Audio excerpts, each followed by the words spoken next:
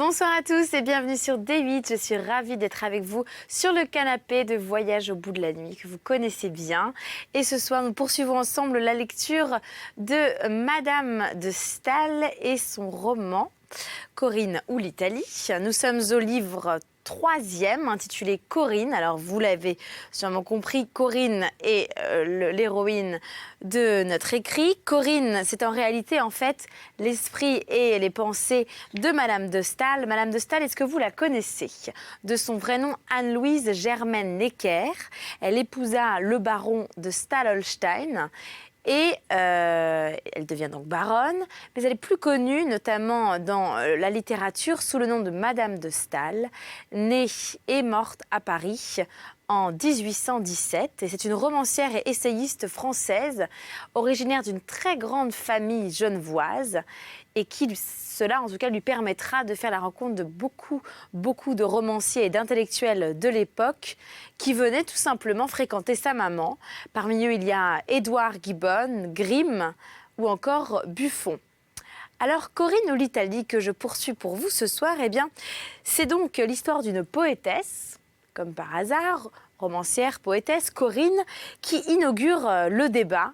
Nous sommes en pleine période du romantisme. On est dans un roman où on évoque la France, l'Angleterre, l'Italie. Et surtout donc ce débat sur la condition féminine, le droit d'être une femme et surtout le droit pour la femme de pouvoir exister en tant qu'écrivain, elle aussi. En fait, Corinne, c'est donc Madame de Staël elle-même, la femme la plus extraordinaire qu'on vit jamais. Selon Stendhal, vous connaissez Stendhal, l'auteur de Le Rouge et le Noir.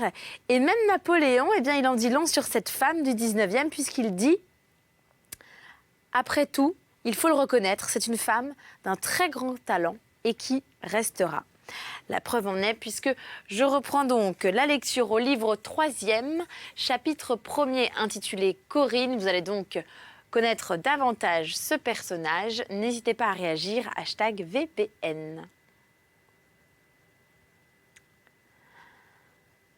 Le comte d'Herfeuil avait assisté à la fête du Capitole. Il vint le lendemain chez Lord Nelvil et lui dit « Mon cher Oswald, voulez-vous que je vous mène ce soir chez Corinne ?» Comment interrompit vivement Oswald. Est-ce que vous la connaissez?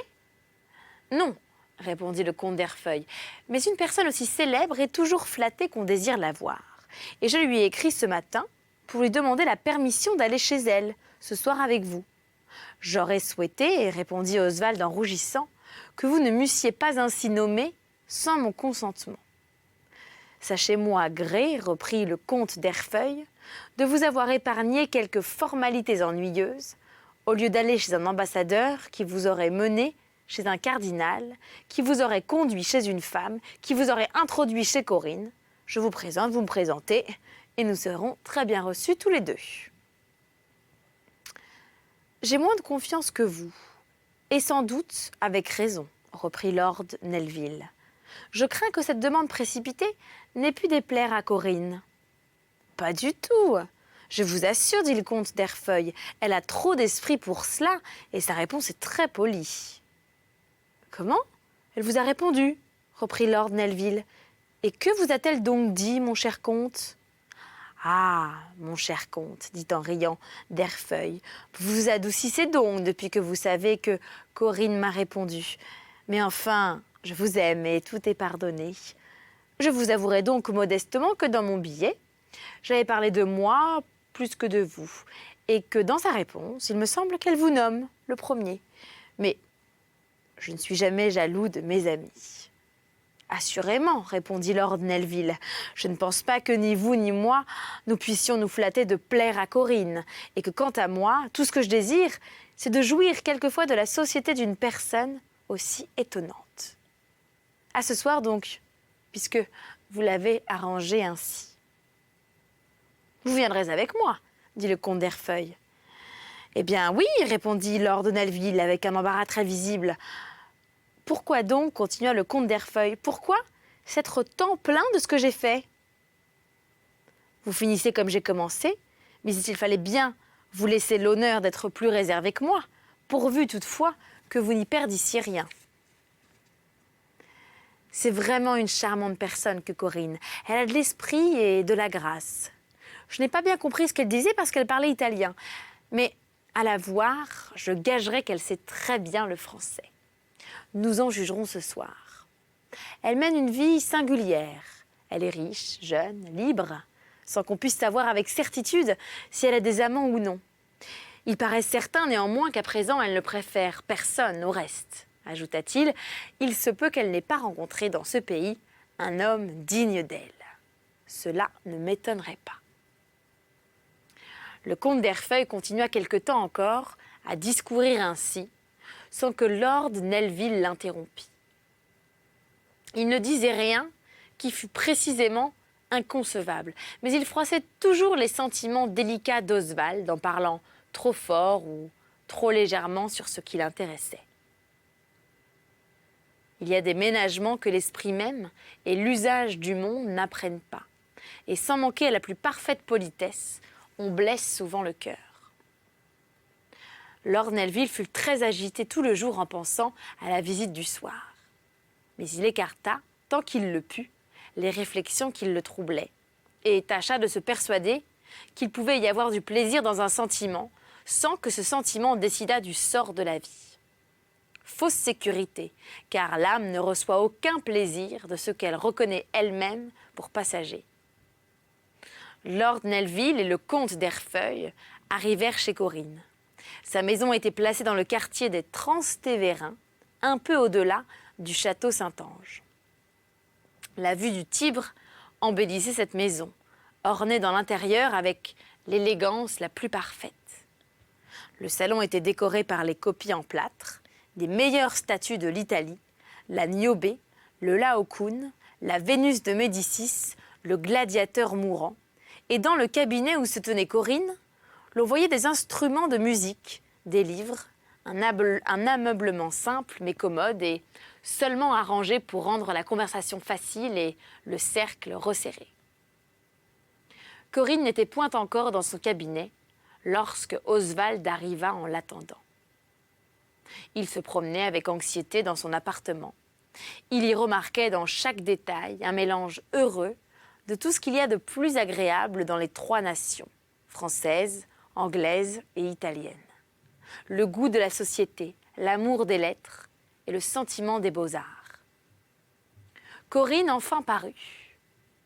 Elle était vêtue sans aucune recherche, mais toujours pittoresquement. Elle avait dans ses cheveux des camées antiques et portait à son cou un collier de corail. Sa politesse était noble et facile. En la voyant ainsi familièrement au milieu du cercle de ses amis, on retrouvait en elle la divinité du Capitole, bien qu'elle fût parfaitement simple et naturelle en tout.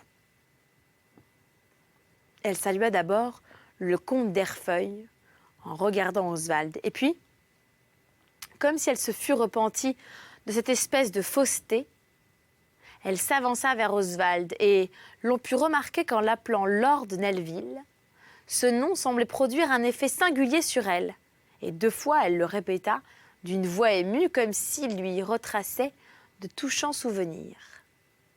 Enfin, elle dit en italien à Lord Nelvil quelques mots, pleins de grâce sur l'obligeance qui lui avait témoigné la veille en relevant sa couronne. Oswald lui répondit en cherchant à lui exprimer l'admiration qu'elle lui avait inspirée et se plaignit avec douceur de ce qu'elle ne lui parlait pas en anglais. « Vous suis-je, ajouta-t-il, plus étranger qu'hier ?»« Non, assurément, lui répondit Corinne. Mais quand on a comme moi parlé plusieurs années de sa vie 2 ou 3 langues différentes, l'une ou l'autre est inspirée par les sentiments que l'on doit exprimer. Sûrement, dit Oswald, l'anglais est votre langue naturelle, celle que vous parlez à vos amis, celle... Je suis italienne, interrompit Corinne. Pardonnez-moi, milord, mais il me semble que je retrouve en vous cet orgueil national qui caractérise souvent vos compatriotes. Dans ce pays, nous sommes plus modestes. Nous ne sommes ni contents de nous comme des Français, ni fiers de nous comme des Anglais. Un peu d'indulgence nous suffit, de la part des étrangers. Et comme il nous est refusé depuis longtemps d'être une nation, nous avons le grand tort de manquer souvent, comme individus, de la dignité qui ne nous est pas permise comme peuple. Mais quand vous connaîtrez les Italiens, vous verrez qu'ils ont dans leur caractère quelques traces de la grandeur antique, quelques traces rares, effacées, mais qui pourraient reparaître dans des temps plus heureux. Je vous parlerai anglais quelquefois, mais pas toujours. L'italien m'est cher. J'ai beaucoup souffert, dit-elle en soupirant, pour vivre en Italie. Le comte d'Herfeuil fit des reproches aimables à Corinne, ce qu'elle oubliait tout à fait en s'exprimant dans des langues qu'il n'entendait pas. « Belle Corinne, lui dit-il, de grâce parlez français. Vous en êtes vraiment digne. » Corinne sourit à ce compliment et se mit à parler français très purement, très facilement, mais avec l'accent anglais. Lord Nelvil et le comte d'Herfeuil s'en étonnèrent également, mais le comte d'Herfeuil, qui croyait qu'on pouvait tout dire, pourvu que ce fût avec grâce, et qui s'imaginait que l'impolitesse consistait dans la forme et non dans le fond, demanda directement à Corinne raison de cette singularité. Elle fut d'abord un peu troublée de cette interrogation subite. Puis, reprenant ses esprits, elle dit au comte d'Herfeuil : « Apparemment, monsieur, que j'ai appris le français d'un anglais. » Il renouvela ses questions en riant, mais avec instance. Corinne s'embarrassa toujours plus et lui dit enfin : « Depuis 4 ans, monsieur, que je suis fixée à Rome, aucun de mes amis, aucun de ceux qui, j'en suis sûre, s'intéressent beaucoup à moi, ne m'ont interrogé sur ma destinée. Ils ont compris d'abord qu'il m'était pénible d'en parler. » Ces paroles mirent un terme aux questions du comte d'Herfeuil. Mais Corinne eut peur de l'avoir blessé, et comme il avait l'air d'être lié avec Lord Nelvil, elle craignit encore plus, sans vouloir s'en rendre raison, qu'il ne parlât d'elle désavantageusement à son ami. Et elle se remit à prendre assez de soin pour lui plaire. Le prince Castelfort arriva dans ce moment avec plusieurs Romains, de ses amis et de ceux de Corinne. C'étaient des hommes d'un esprit aimable et gai, très bienveillants dans leur forme et si facilement animés par la conversation des autres qu'on trouvait un vif plaisir à leur parler, tant ils sentaient vivement ce qui méritait d'être senti. L'indolence des Italiens les porte à ne point montrer en société. La plupart d'entre eux ne cultivent pas même dans la retraite les facultés intellectuelles que la nature leur a données, mais ils jouissent avec transport de ce qu'ils leur vit sans peine. Corinne avait beaucoup de gaieté dans l'esprit. Elle apercevait le ridicule avec la sagacité d'une Française et le peignait avec l'imagination d'une Italienne. Mais elle mêlait à tout un sentiment de bonté. On ne voyait jamais rien en elle de calculé ni d'hostile, car en toute chose, c'est la froideur qui offense. Et l'imagination, au contraire, a presque toujours de la bonhomie. Oswald trouvait Corinne pleine de grâce, et d'une grâce qui lui était toute nouvelle. Une grande et terrible circonstance de sa vie était attachée au souvenir d'une femme française très aimable et très spirituelle. Mais Corinne ne lui ressemblait en rien. Sa conversation était un mélange de tous les genres d'esprit, l'enthousiasme des beaux-arts et la connaissance du monde, la finesse des idées et la profondeur des sentiments. Enfin, tous les charmes de la vivacité et de la rapidité s'y faisaient remarquer, sans que pour cela, ses pensées fussent jamais incomplètes, ni ses réflexions légères. Oswald était tout à la fois, surpris et charmé, inquiet et entraîné. Il ne comprenait pas comment une seule personne pouvait réunir tout ce que possédait Corinne.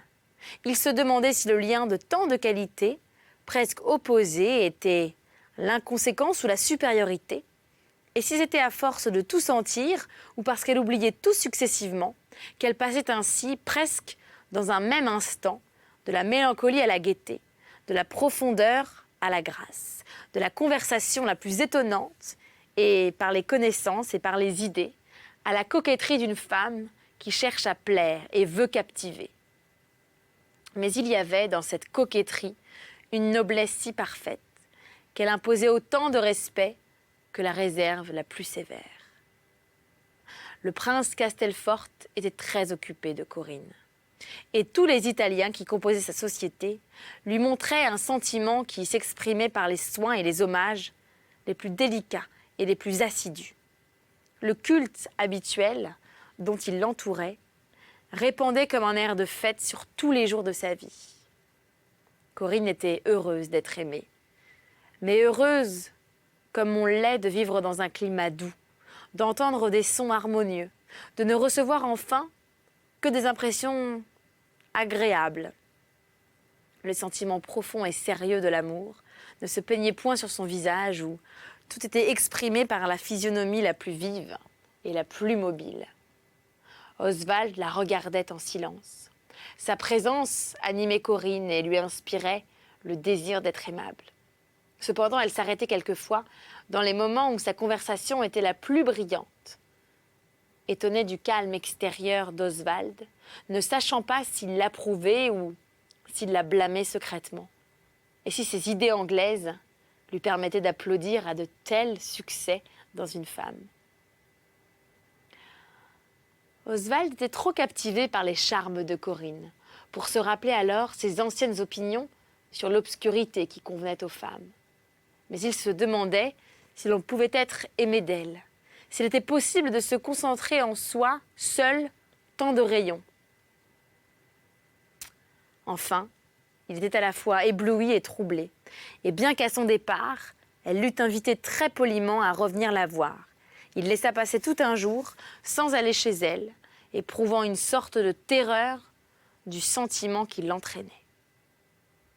Quelquefois, il comparait ce sentiment nouveau avec l'erreur fatale des premiers moments de sa jeunesse et repoussait vivement ensuite cette comparaison, car c'était l'art, et un art perfide, qu'il avait subjugué, tandis qu'on ne pouvait douter de la vérité de Corinne. Son charme ne tenait-il de la magie ou de l'inspiration poétique? Était-ce Armide ou Sappho? Pouvait-on espérer de captiver jamais un génie doué de si brillantes ailes? Il était impossible de le décider. Mais au moins, on sentait que ce n'était pas la société, que c'était plutôt le ciel même qui avait formé cet être extraordinaire et que son esprit était aussi incapable d'imiter que son caractère de feindre. « Oh, mon père, disait Oswald, si vous aviez connu Corinne, qu'auriez-vous pensé d'elle » Chapitre 2. Le comte d'Herfeuil vint, selon sa coutume, le matin chez Lord Nelvil. Et en lui reprochant de n'avoir pas été la veille chez Corinne, il lui dit « Vous auriez été bien heureux si vous y étiez venu. »« Et pourquoi ?» reprit Oswald. « Parce que j'ai acquis hier la certitude que vous l'intéressez vraiment. »« Encore de la légèreté, interrompit Lord Nelvil. Ne savez-vous donc pas que je ne puis ni ne veux en avoir ? Vous appelez légèreté, dit le comte d'Herfeuil, la promptitude de mes observations. Ai-je moins de raison parce que j'ai raison plus vite ? Vous étiez tous faits pour vivre dans cet heureux temps des patriarches où l'homme avait 5 siècles de vie. On nous en a retranché au moins 4, je vous en avertis. Soit, répondit Oswald, et ces observations si rapides, que vous ont-elles fait découvrir? Que Corinne vous aime? Hier, je suis arrivée chez elle. Sans doute, elle m'a très bien reçue, mais ses yeux étaient attachés sur la porte, pour regarder si vous me suiviez. Elle a essayé un moment de parler d'autre chose, mais comme c'est une personne très vive et très naturelle, elle m'a enfin demandé tout simplement « Pourquoi vous n'étiez pas venus avec moi ?» Je vous ai blâmé, vous ne m'en voudrez pas. Et j'ai dit que vous étiez une créature sombre et bizarre, mais je vous épargne d'ailleurs toutes les éloges que j'ai faits de vous. « Il est triste, m'a dit Corinne. Il a perdu sans doute une personne qui lui était chère. De qui porte-t-il le deuil ? De son père, madame, lui ai-je dit, quoiqu'il y ait plus d'1 an qu'il l'a perdu. Et comme la loi de la nature nous oblige tous à survivre à nos parents, j'imagine que quelque autre motif secret est la cause de sa longue et profonde mélancolie. Oh, reprit Corinne, je suis bien loin de penser que des douleurs, en apparence semblables, soient les mêmes pour tous les hommes. Le père de votre ami et votre ami lui-même ne sont peut-être pas dans la règle commune et je suis bien tentée de le croire. Sa voix était très douce, mon cher Oswald, en prononçant ces derniers mots. Est-ce là, reprit Oswald, toutes les preuves d'intérêt que vous m'annoncez ? En vérité, reprit le comte d'Herfeuil, c'est bien assez, selon moi, pour être sûr d'être aimé. Mais, puisque vous voulez mieux, vous aurez mieux. J'ai réservé le plus fort pour la fin. Et la fin des propos de Corinne, vous les connaîtrez dans notre prochain voyage ensemble. C'est un petit teasing que je vous fais puisque c'est déjà malheureusement la fin de Voyage au bout de la nuit. Mais rassurez-vous, je poursuis Corinne ou l'Italie dès notre prochaine émission. Alors d'ici là, vous pouvez revoir les émissions sur d8.tv. Vous pouvez aller sur Facebook, sur la page pro de l'émission et me poser toutes vos questions. Vous pouvez même me donner une envie de lecture, un coup de cœur, une info, un plus, un moins, tout ce que vous voulez. Si vous avez aimé ma robe ou mes cheveux ou, s'il vous plaît, si vous avez aimé cette lecture aussi, eh bien, ça m'intéresse. Et surtout, n'hésitez pas à aller faire un tour sur mon blog somethingaboutVictoria.com pour connaître mes projets artistiques. Et puis, on parle aussi de bien d'autres choses. C'est un blog bilingue français et anglais. J'attends vos réactions. Et puis, n'oubliez pas de réagir avec le hashtag VBN. Je me ferai un plaisir de vous lire. Très belle journée sur D8 et à très vite.